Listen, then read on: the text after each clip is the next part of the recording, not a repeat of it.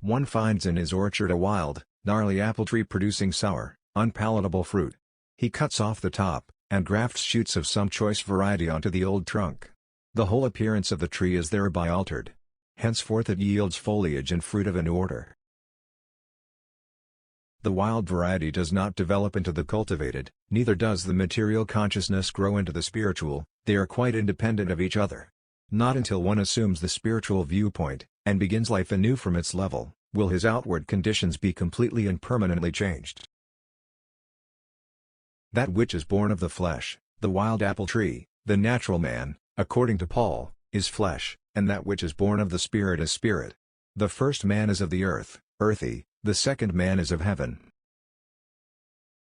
The higher consciousness in man is grafted onto the lower, the material, which has developed gradually by the slow process of evolution, but it is of a totally different order, and is not to be confounded with its inferior counterfeit.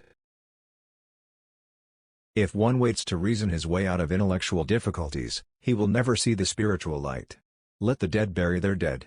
Assume the spiritual consciousness, and hold to it constantly and exclusively, until it becomes permanently established. No ideal is in itself extravagant.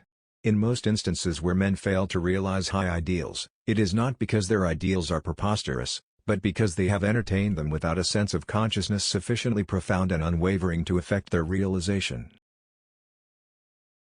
They have failed to rightly interpret New Testament history, because, not having become acquainted in their own consciousness with the deeper life of the spiritual plane, the accounts narrated in the Gospels have seemed to them either mythological stories, dealing not with actual events, but with purely imaginary experiences outside the realm of fact, or else descriptions of events of a supernatural origin.